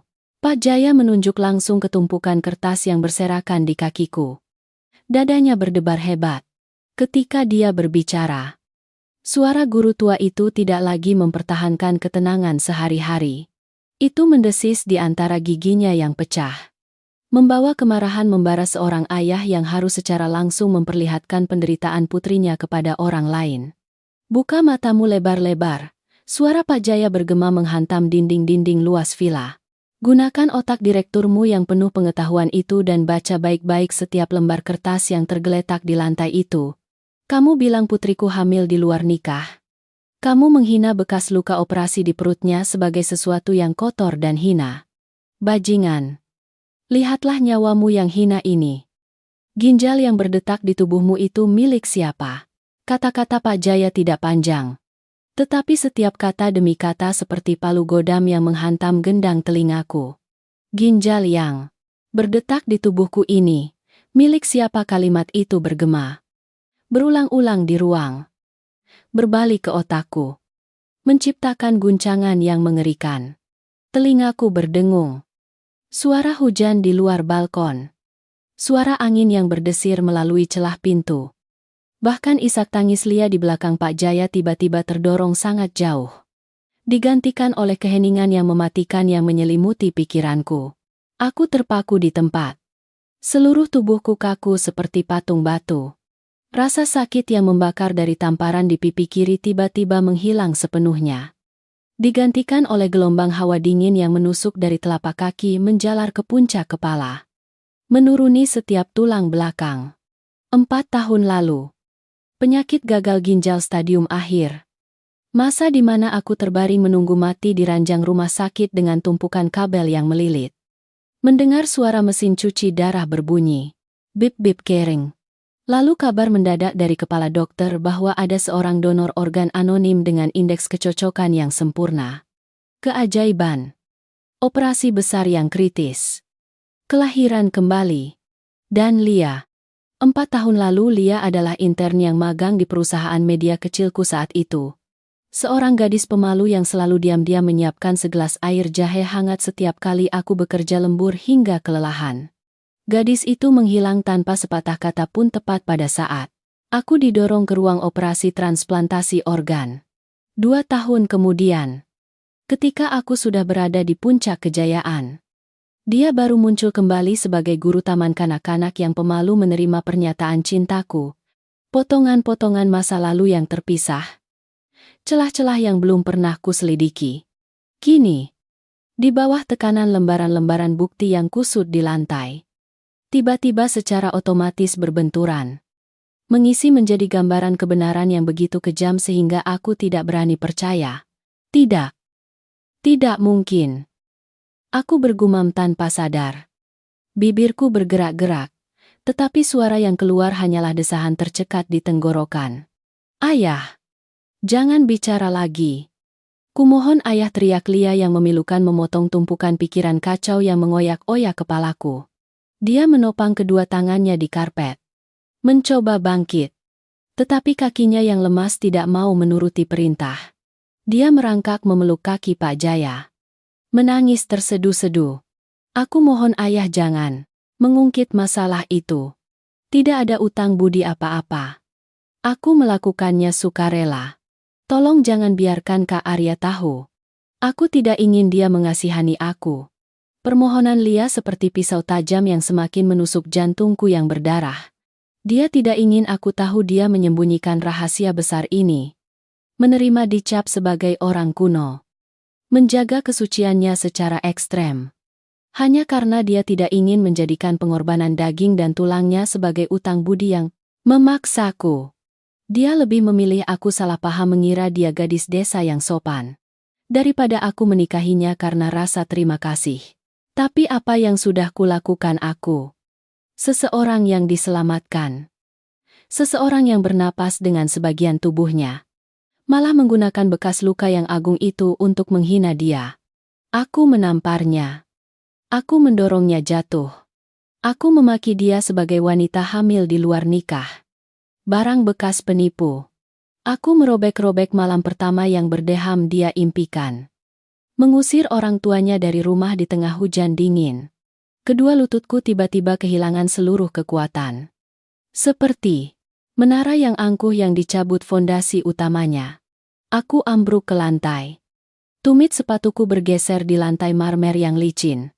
Aku berlutut dengan satu kaki tepat di samping genangan air hujan yang menggenang dari jas hujan Pak Jaya. Lututku. Celana panjang mahalku. Basah kuyup. Lengket. Dan dingin menusuk.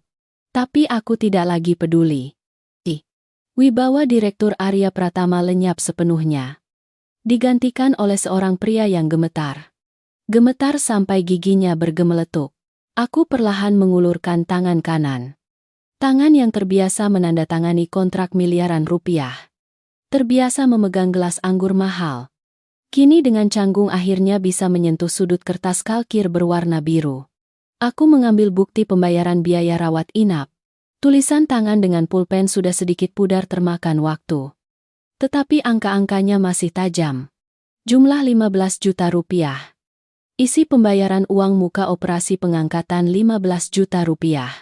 Jumlah uang itu hanya separuh dari tagihan pesta minum-minum yang kuadakan untuk mitra malam ini. Tetapi bagi seorang intern dari luar kota, bagi keluarga guru miskin yang hidup dari pensiun pas-pasan seperti keluarga Pak Jaya 4 tahun lalu, itu pasti adalah harta yang sangat besar. Adalah uang keringat dan air mata yang dikumpulkan atau dipinjam dari berbagai sumber. Dia diam-diam meminjam uang dari keluarga. Membayar sendiri biaya rumah sakit untuk naik ke meja operasi menyelamatkanku. Aku meletakkan bukti pembayaran itu. Tangan kiriku terus gemetar. Mengambil buku rekam medis berwarna hijau muda. Bagian luar bertuliskan huruf kapital buku rekam medis. Departemen Bedah Transplantasi Organ. Keringat dingin mulai bercucuran dari dahiku. Mengalir deras di kedua pelipisku. Bercampur dengan rasa darah amis di mulut. Aku menggigit bibir bawahku hingga berdarah. Menggunakan ibu jari membalik halaman sampul. Halaman pertama. Informasi administrasi. Halaman kedua. Hasil tes klinis golongan darah cocok sepenuhnya denganku. Jari tanganku membalik ke halaman ketiga. Ini adalah halaman yang mencatat indikasi operasi dari dokter spesialis. Mataku membelalak. Pupilku membesar menatap lekat-lekat tulisan tangan yang rapi dan indah dari dokter. Semua suara di sekitar. Semua konsep ruang dan waktu terhapus. Hanya tersisa tulisan itu yang membesar memenuhi seluruh kesadaranku. Nama donor Lia Permata. Tanggal. Lahir 1998. Nomor KTP 001198. Indikasi operasi pengangkatan ginjal kiri untuk transplantasi. Donor hidup. Tanggal masuk rumah sakit 10 November 2022. Tanggal operasi 12 November 2022. Setiap huruf. Setiap angka yang ditulis tangan dengan tinta pulpen biru muncul di atas kertas yang menguning seperti bor asam yang menusuk langsung ke otakku. Mataku membelalak. Berusaha membolak-balik untuk mencari kesalahan. Kebetulan bodoh. Tapi tidak ada. Tanda tangan profesor kepala bedah di bawah surat keterangan itu jelas dan tajam. Meruntuhkan setiap upaya penolakan terakhirku. 12 November 2022. Hari itu 4 tahun lalu adalah hari ketika Arya Pratama terbaring sekarat di ranjang rumah sakit. Kulitnya pucat kuning. Seluruh tubuhnya bengkak karena gagal ginjal stadium akhir. Adalah hari ketika dokter yang merawat memberitahuku bahwa ada seorang donor organ anonim yang setuju memberiku kesempatan hidup kedua. Adalah hari aku didorong ke ruang operasi dengan hasrat kuat untuk bertahan hidup. Waktu cocok hingga hari demi hari. Rumah sakit cocok hingga setiap huruf. Anda mendapatkan ini dari mana? Suaraku pecah. Suara yang keluar persis seperti suara gergaji kayu berkarat. Tangan yang memegang buku itu gemetar. Membuat tepi kertas bergetar-getar. Pak Jaya melihat penampilanku yang menyedihkan. Senyum di bibirnya miring. Mengandung kepedihan yang sangat dalam. Air hujan dari rambutnya yang beruban menetes. Pipinya yang keriput melintasi hidung ayahnya yang terasa perih. Kamu bertanya dari mana aku mendapatkannya. Suara Pak Jaya tercekat. Dia mengangkat. Tangan memeluk dadanya. Di mana jantung tuanya berdetak dengan denyutan kesakitan karena kasihan pada putrinya. Sebulan setelah dia berhasil dioperasi. Lia baru menyeret tubuhnya yang cacat pulang. Dia pucat seperti hantu. Berjalan tidak mantap. Harus berpegangan pada dinding. Aku dan istriku mendesaknya bertanya. Dia menggigit bibirnya berbohong bahwa dia mengalami kecelakaan ditabrak. Dirawat di rumah sakit selama beberapa minggu. Takut orang tua. Khawatir jadi tidak menelepon. Pak Jaya memejamkan mata erat-erat. Napasnya keluar dengan gemetar. Bu Sinta yang duduk di karpet mendengar suaminya menceritakan kisah lama itu. Langsung membenamkan kepala di bahu Lia dan menangis tersedu-sedu. Aku mempercayainya. Aku bodoh percaya bahwa putriku hanya mengalami luka ringan. Pak Jaya membuka matanya. Matanya memerah. Sampai 6 bulan kemudian. Suatu malam yang dingin. Dia mengalami sakit perut hebat. Demam berkepanjangan. Aku dan istriku panik mengobrak-abrik lemari mencari kartu asuransi kesehatan untuk membawanya ke unit gawat darurat. Dan aku menemukan buku ini tersembunyi jauh di dasar lemari. Tercampur dengan setumpuk bukti pinjaman rentenir. Setiap kata dari Pak Jaya bergema di ruang tamu yang mewah. Menghancurkan ruangan yang penuh bau parfum mahal. Kamu tahu bagaimana perasaanku saat membaca kata-kata di dalamnya. Putriku yang kubesarkan dengan susah payah. Kurus makan dan tidurnya. Dia diam-diam mencuri kartu keluarga untuk mengurus prosedur. Dia meminjam sana-sini. Dari teman hingga rentenir untuk mendapatkan 15 juta rupiah membayar uang muka operasi. Dia terbaring sendirian. Di ranjang rumah sakit yang dingin itu. Tanpa seorang pun kerabat di sampingnya menggenggam tangan. Tanpa seorang pun membelikannya semangkuk bubur setelah perutnya dibedah untuk diambil satu ginjal. Aku ternganga tetapi tidak dapat menemukan oksigen untuk mengisi dadaku. Tenggorokanku tercekat seperti ada yang menuangkan segenggam pasir kering ke dalamnya. 4 tahun lalu. Siapa Lia? Dia hanyalah seorang intern berusia 19,20 tahun yang baru saja memulai karirnya di perusahaan mediaku. Seorang karyawan rendahan yang melakukan pekerjaan sepele seperti membuat teh dan mencetak dokumen. Saat itu aku berdiri di posisi direktur yang arogan dan sibuk. Jumlah kali aku menatap lurus ke matanya. Mungkin bisa dihitung dengan jari. Aku samar-samar hanya ingat ada seorang gadis kecil yang sering diam-diam meletakkan segelas air. Jahe hangat di meja kerjaku.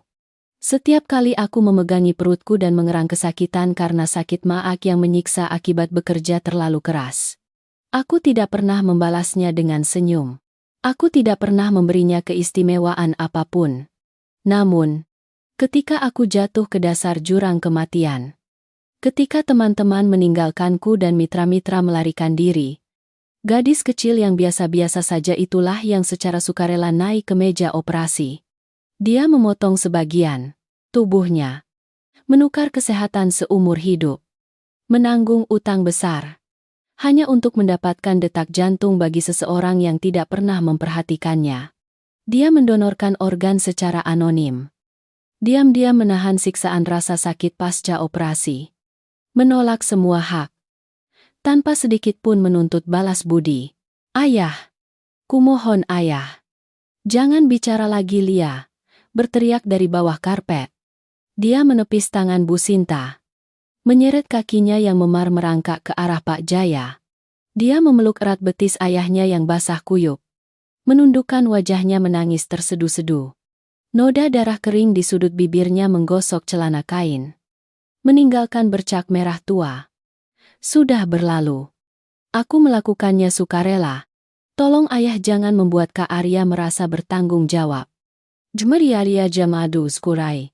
Jangan biarkan dia mengasihani aku. Kata-kata Lia menembus gendang telingaku. Menusuk langsung ke relung hatiku. Sebuah pukulan mematikan. Dia masih melindungiku. Bahkan ketika aku menamparnya hingga berdarah. Menghinanya dengan kata-kata paling kotor. Diusir dari rumah di tengah hujan. Hal yang paling dia takuti bukanlah kerugian dirinya. Tetapi dia takut aku merasa bersalah atas utang budi ini. Dia memilih untuk menyembunyikannya. Lebih baik aku salah paham mengira dia berdeham. Munafik. Lebih baik menanggung penindasan. Daripada menjadikan nyawaku sebagai alat untuk memaksaku mencintainya. Rahasia yang tersimpan rapat selama 4 tahun. Cinta yang diam dan agung hingga bodoh itu. Akhirnya dikoyak-koyak oleh tanganku sendiri dengan kekejaman yang paling kejam. Tatapan mataku kosong meninggalkan buku itu. Perlahan turun ke gadis yang menangis tersedu-sedu di lantai. Gaun pengantin sutra putih mahal yang kubeli untuknya kini kusut. Kotor penuh debu dan air hujan. Bagian leher gaunnya berantakan memperlihatkan sebagian kulit putih bersih. Dan di sana, tepat di bawah pinggang kecilnya condong ke arah samping. Ujung gaun yang robek memperlihatkan bekas luka panjang yang kasar. Sebuah sayatan dalam yang meninggalkan bekas kulit menonjol kasar. Bekas luka yang baru setengah jam lalu aku berdiri melipat tangan dari atas. Menghakiminya dengan tatapan paling menjijikan. Aku menyebutnya sebagai jejak wanita murahan. Aku menyebutnya sebagai sisa-sisa aborsi atau hamil di luar nikah.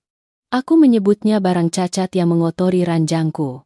Tapi apa kenyataannya itu bukan bekas operasi melahirkan. Untuk kasus donor organ. Pengangkatan ginjal dari donor hidup untuk pasien gagal ginjal. Dokter biasanya harus membedah dengan sayatan yang sangat panjang dan lebar di daerah pinggul perut untuk mengambil ginjal secara utuh tanpa merusak pembuluh darah yang kompleks. Bekas luka menjijikan itu adalah bukti operasi besar yang kritis. Itu adalah harga darah dan daging yang dia bayar untuk menyelamatkanku dari kematian. Pandanganku mulai mengabur. Cairan panas dan asin keluar dari mataku. Mengalir di pipiku yang bengkak karena tamparan Pak Jaya. Aku menangis. Untuk pertama kalinya setelah hampir 10 tahun berkecimpung di dunia bisnis. Direktur yang keras kepala dan sangat sombong itu meneteskan air mata karena kenyataan yang tak tertahankan. Tangan kiriku terkulai lemas. Buku rekam medis terlepas dari genggamanku. Jatuh bub ke genangan air. Aku mengangkat tangan kanan. Perlahan. Dan gemetar menyentuh sisi kanan pinggangku. Di bawah lapisan kemeja sutra yang rapi. Tepat di posisi itu.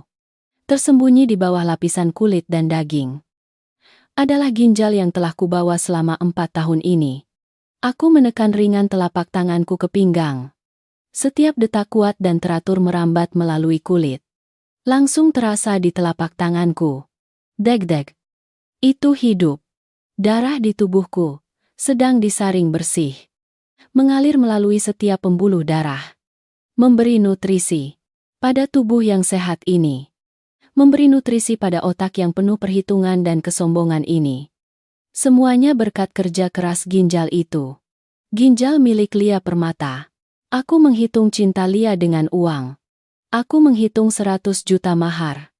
2 miliar biaya pernikahan. 2 karat berlian dan menganggap itu harga yang terlalu tinggi untuk membeli seorang istri. Tapi berapa harga nyawaku Arya Pratama? Berapa harga nyawamu yang hina ini? Penyiksaan itu membara seperti badai api yang menghancurkan seluruh topeng direktur. menghancurkan seluruh harga diri seorang pria. Hati nuraniku hancur berkeping-keping. Menusuk kembali jantungku sendiri. Aku menyadari bahwa aku bukan raja yang ditipu. Aku adalah iblis penghisap darah. Seorang pengemis yang diberi kehidupan tetapi malah menggigit dermawannya. Kami menghabiskan begitu banyak tenaga untuk membesarkannya. Suara Pak Jaya terdengar sangat lemah. Dia mendongak menatap lampu kristal yang bersinar terang. Berusaha menahan air mata agar tidak mengalir lebih banyak. Tapi dia menyerahkan semuanya padamu. Dan kamu membalasnya dengan tamparan.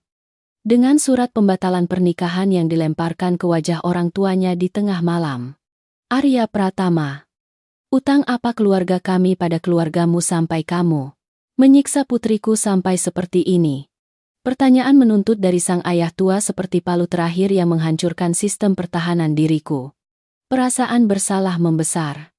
Menekan semua organ dalam. Kedua kakiku benar-benar lemas. Tidak ada sedikit pun kekuatan tersisa untuk menopang tubuh berat ini. Lutut yang lain juga menekuk. Aku berlutut di lantai marmer yang dingin. Kedua tanganku mencakar dada kiri. Tempat jantungku berdebar tak beraturan karena jijik pada diriku sendiri. Napasku tercekat. Berubah menjadi isak tangis yang pecah dan menyedihkan. Aku membungkuk. Menundukkan wajah ke karpet bulu domba putih bersih yang sudah bernoda darah Lia. Di depan guru desa yang miskin. Di depan istri dengan gaun pengantin yang robek. Dunia gemerlap dan angkuh Direktur Arya Pratama secara resmi runtuh berkeping-keping. Tidak tersisa sedikit pun. Aku menopang kedua tanganku yang gemetar di lantai. Menyeret kedua lututku yang basah kuyup oleh air hujan merangkak ke arah Lia. Jaraknya hanya sekitar 2 meter. Tetapi bagi seorang yang menanggung hukuman pengkhianatan seperti diriku, itu sangat jauh dan berat. Persis seperti jalan menuju neraka. Mendekat ke tepi karpet bulu domba yang berlumuran darah. Aku mengulurkan kedua tanganku yang kotor. Dengan putus asa mencengkeram ujung gaun sutra Lia yang sudah basah kuyup dan berlumuran debu. Lia. Berdeham Lia. Aku memanggil namanya. Suara yang keluar dari tenggorokanku serak. Pecah berkeping-keping. Terdengar menyedihkan seperti rintihan anjing liar yang kakinya patah. Untuk pertama kalinya setelah 2 tahun mengenal. Aku memanggil namanya, bukan dengan nada merendahkan. Bukan dengan kepemilikan yang arogan. Tetapi dengan permohonan yang paling hina. Lia tidak bergerak. Dia tetap dalam posisi duduk memeluk lutut di lantai. Rambutnya yang kusut terurai.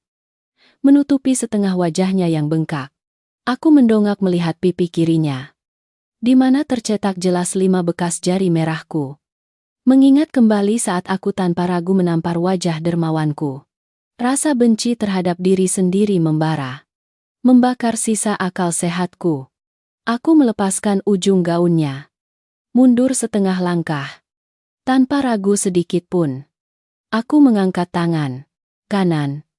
Mengerahkan seluruh kekuatanku untuk menampar wajahku sendiri dengan keras.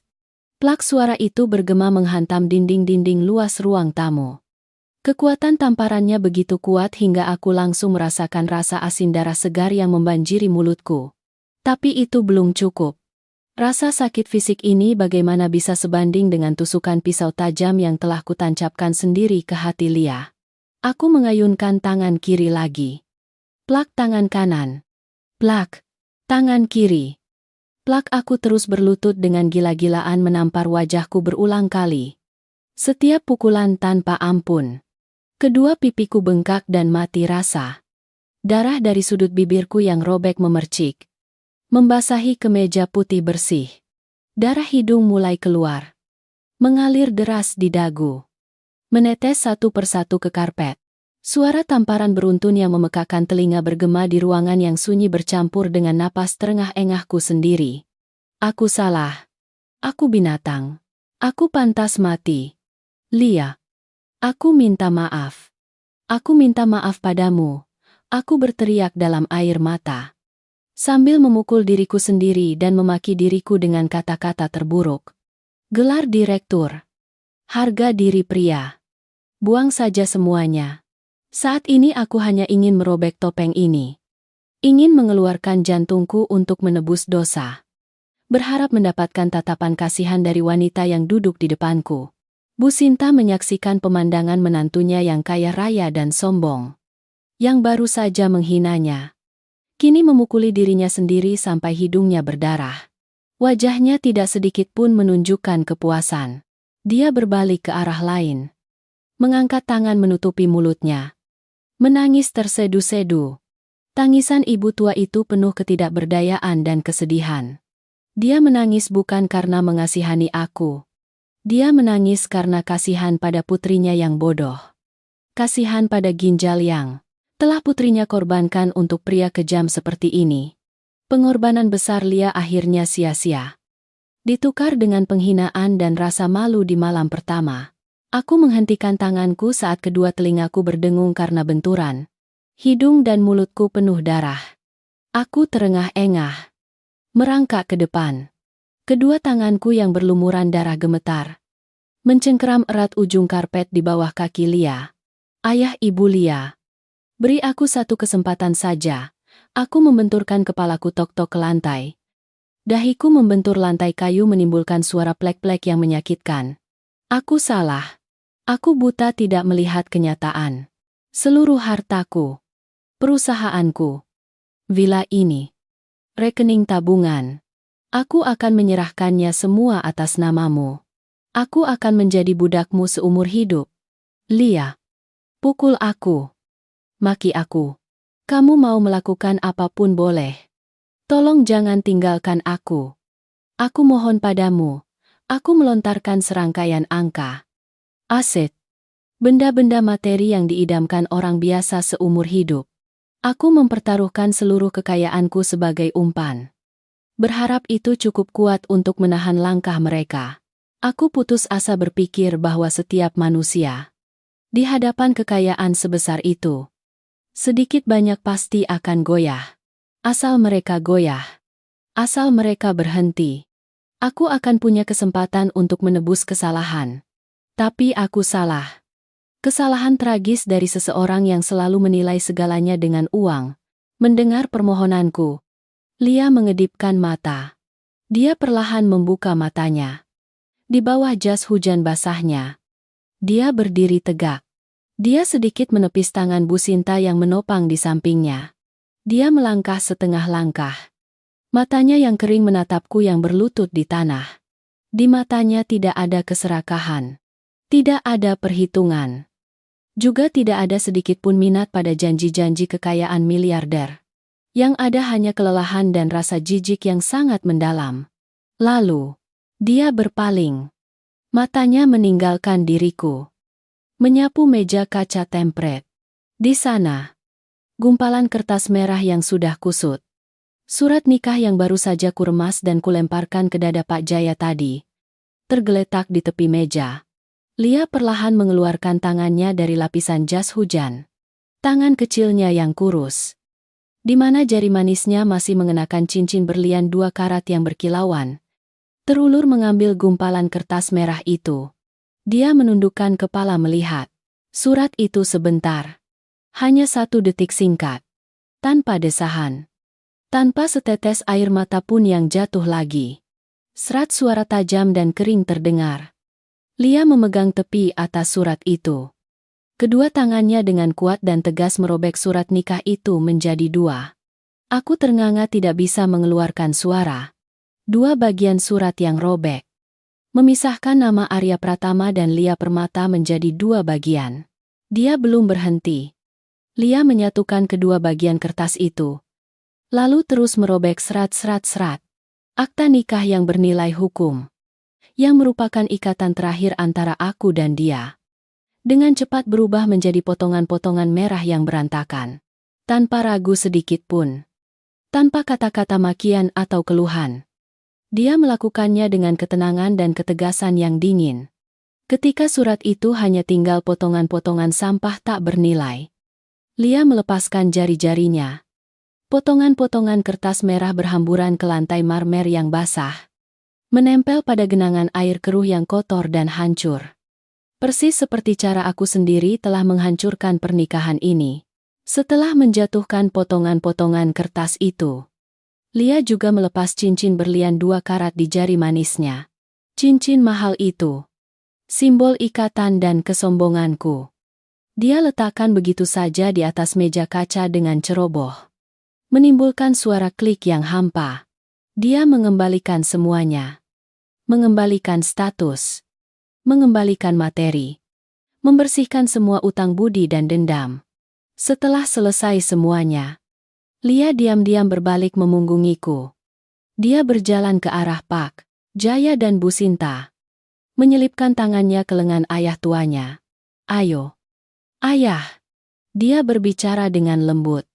Volume suaranya hanya cukup terdengar, tetapi memiliki kekuatan untuk memutuskan semua peluang perlawananku. Pak Jaya mengangguk. Bu Sinta menopang sisi pinggang putrinya. 3 orang itu. 3 sosok kecil yang kurus dan basah kuyup oleh air hujan. Saling berpegangan dan berbalik. Mereka berjalan menuju pintu kayu jati yang terbuka lebar, di mana angin dingin terus-menerus masuk. Aku ambruk sepenuhnya. Bahu lebar pria 32 tahun itu jatuh ke lantai ubin yang basah dan dingin di teras rumah. Air hujan dari atap teras memercik masuk, membasahi kemejaku, membersihkan noda darah yang berantakan di wajahku. Aku tergeletak tengkurap. Kedua tanganku mengepal, perlahan menempel erat pada sisi kanan pinggangku. Tepat di sana, di bawah lapisan kulit dan otot, ginjal Lia masih berfungsi. Dia masih gigih berdetak setiap saat dengan kuat untuk mempertahankan hidupku. Setiap detak yang merambat ke telapak tanganku membawa pisau tak terlihat yang mengoyak hati. Aku bernapas. Aku hidup. Tetapi hatiku telah mati dari saat surat nikah itu dirobek. Suara hujan deras masih mengguyur, berteriak di tengah malam. Di villa mewah jutaan dolar yang luas, hanya tersisa seorang yang paling miskin di dunia. Meringkuk memeluk bagian tubuh pinjaman. Menangis tersedu-sedu seperti binatang terluka. Menunggu kematian yang menyiksa. Dalam penyesalan abadi. Malam itu, aku tidak bisa tidur sedetik pun.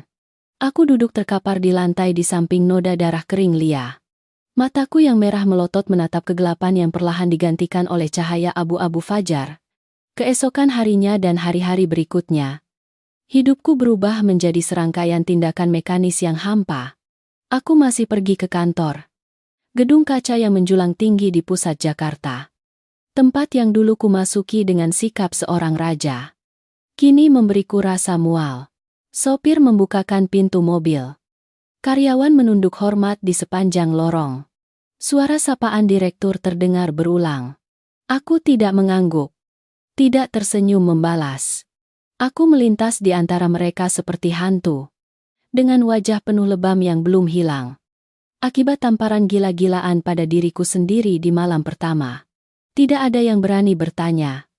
Tidak ada yang berani menatap lurus ke wajahku. Sekretaris meletakkan setumpuk berkas proyek baru di mejaku. Angka-angka keuntungan yang diperkirakan mencapai puluhan miliar rupiah menari-nari di atas kertas A4. Aku mengambil pena Montblanc berlapis emas hendak menandatangani persetujuan pengeluaran. Namun begitu ujung pena menyentuh kertas, pergelangan tanganku mulai gemetar hebat. Bayangan surat nikah merah yang dirobek-robek oleh tangan kurus Lia langsung menyerbu otakku. Suara kertas robek yang serat-serat bergema di telingaku. Ujung pena yang tajam meluncur, panjang merobek seluruh halaman kontrak penting. Aku membanting pena itu ke meja. Kedua tanganku memegangi kepala, mendesiskan isak tangis yang pecah. Buat apa banyak uang? Buat apa kekuasaan tinggi ketika di tempat terdalam kemanusiaan? Aku sudah benar-benar bangkrut. Aku pernah berpikir bisa menggunakan uang untuk menebus semua kesalahan. Tapi ketegasan keluarga Pak Jaya telah memberiku pelajaran kejam. Ada beberapa hal di dunia ini, begitu sudah hilang, semua upaya penebusan hanyalah penghinaan bagi korban. 1 minggu berlalu sejak malam neraka itu. Jumat sore, langit Jakarta kembali diguyur gerimis tipis. Aku sedang duduk termenung menatap keluar jendela lantai 20 ketika terdengar ketukan pintu ragu-ragu. Sekretaris masuk. Di tangannya memegang sebuah amplop pos kilat. Maaf. Kak Arya. Ada kiriman langsung untuk kakak dari Pengadilan Negeri Jakarta Pusat. Mendengar dua kata Pengadilan Negeri, jantungku seolah dicekik. Aku melambaikan tangan memberi isyarat kepada sekretaris untuk keluar.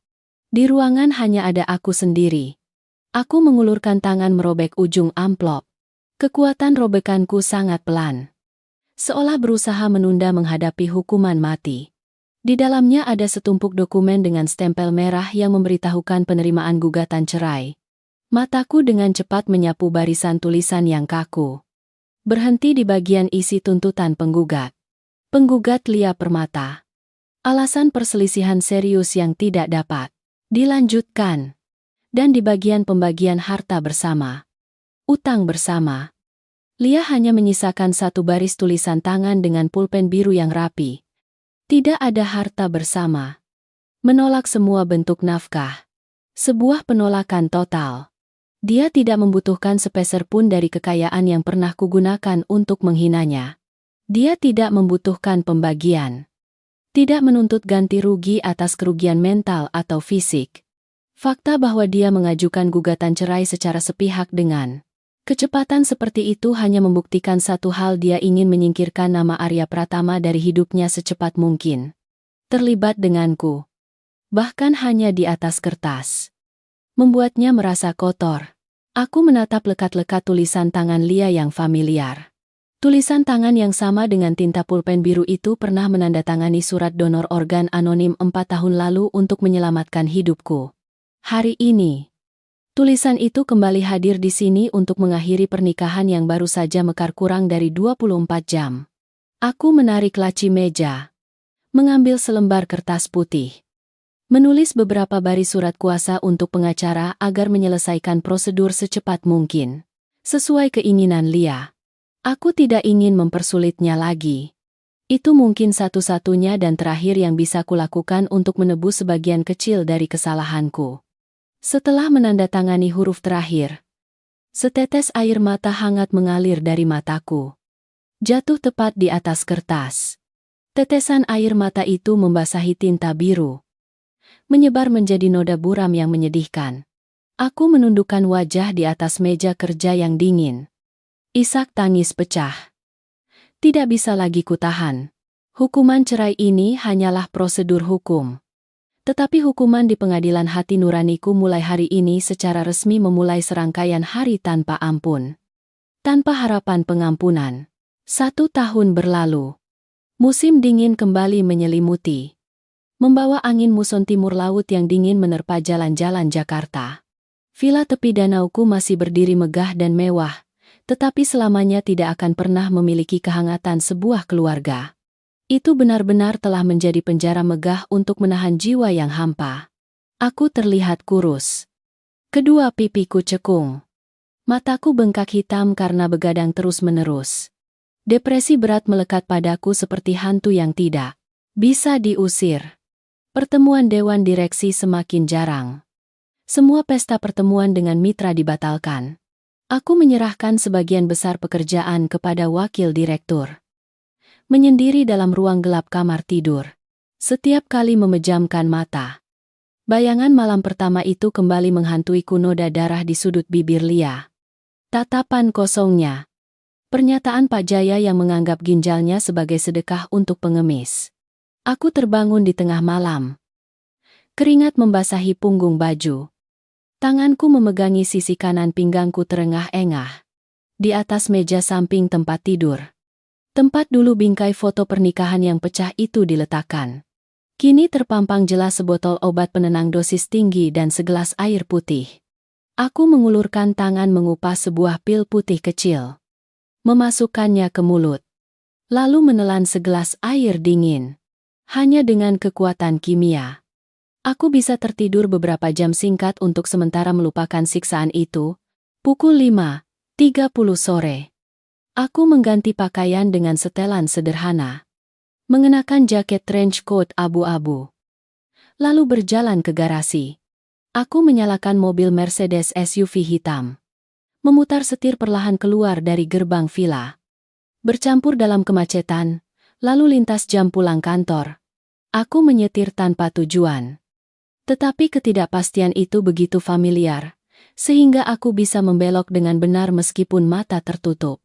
Mobil meninggalkan gedung-gedung tinggi berlapis kaca dan baja di belakang.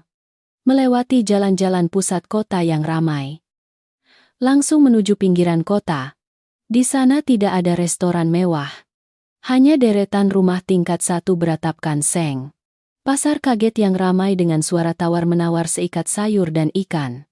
Area pinggiran kota yang kumuh yang pernah kubenci karena kemiskinannya. Kini menjadi satu-satunya tempat yang diam-diam kutuju seperti seorang peziarah yang berdosa. Mobil berhenti di awal sebuah gang kecil beraspal. Beton. Aku menginjak rem. Menepi rapi di pinggir jalan. Bersembunyi di balik pohon asam Jawa besar. Aku mematikan mesin. Menurunkan sepertiga jendela mobil. Membiarkan angin dingin menusuk masuk ke dalam kabin. Dari posisi ini, aku bisa melihat langsung ke gerbang besi berwarna kuning cerah sebuah taman kanak-kanak swasta berskala kecil. Ini adalah waktu orang tua menjemput anak-anak. Suara klakson sepeda motor nyaring. Suara anak-anak bermain. Suara sapaan yang ramai. Bergema di sudut jalan. Keramaian yang sederhana itu sangat kontras dengan keheningan mematikan di vilaku. Tepat pukul 17.45. Gerbang sekolah terbuka lebih lebar. Sekelompok guru keluar. Melambaikan tangan kepada anak-anak terakhir yang naik kendaraan bersama orang tua mereka pulang. Jantungku berdebar kencang ketika melihat sosok familiar itu muncul. Lia tidak mengenakan gaun desainer mahal yang pernah kupaksakan padanya saat pergi ke pesta. Dia hanya mengenakan kemeja biru muda dipadukan dengan celana jeans yang stylish. Di luar, dia mengenakan jaket rajut tipis. Rambut hitam panjangnya tidak lagi ditata keriting yang rumit tetapi dikepang rapi di belakang leher. Dia membawa tas kain berwarna perak. Berdiri bercengkrama dengan seorang rekan kerja di depan gerbang sekolah. Seorang gadis kecil berusia sekitar 4 tahun berlari-lari memeluk ujung baju Lia. Dia membungkuk dengan lembut mengelus kepala gadis kecil itu lalu tersenyum cerah mengucapkan selamat tinggal. Senyuman itu. Aku mencengkeram erat setir kulit yang dingin. Tenggorokanku tercekat. Sudah terlalu lama aku tidak melihatnya tersenyum. Bukan senyum malu-malu dan tertahan seperti dulu. Tetapi senyum yang cerah. Bebas. Dan berseri-seri dari lubuk hati. Di bawah cahaya kuning redup lampu jalan yang baru menyala. Wajahnya terlihat merona sehat. Tanpa aku. Tanpa kesombongan. Prasangka. Dan kendaliku yang berbahaya. Dia menjalani hidup yang sangat tenang. Dia telah benar-benar memutus tumor ganas bernama Arya Pratama dan lukanya telah sembuh. Jarak dari tempatku parkir mobil ke gerbang sekolah hanya sekitar 20 meter. 20 meter. Hanya beberapa puluh langkah. Tapi itu adalah batas yang kutahu aku tidak akan pernah diizinkan untuk melangkahinya. Hak apa yang kumiliki untuk menghancurkan kedamaian yang harus dia bayar dengan darah dan air mata untuk mendapatkannya kembali? Aku muncul untuk apa? Untuk berlutut memohon ampun. Untuk membangkitkan kembali rasa sakit dan penghinaan di malam pertama yang kejam itu. Tidak. Tamparan Pak Jaya. Tatapan kosong Lia saat merobek surat nikah telah menetapkan batas yang jelas. Hukuman terakhir dan satu-satunya penebusan yang bisa kulakukan untuknya saat ini adalah menghilang sepenuhnya dari dunianya. Dia berhak memilih kehidupan baru untuk dirinya. Memilih pria yang lebih baik. Pria yang tahu menghargai dan mencintainya dengan hati yang utuh. Bukan dengan uang yang berlumuran kesombongan. Kedamaian selalu milik mereka. Yang pantas. Dan jelas.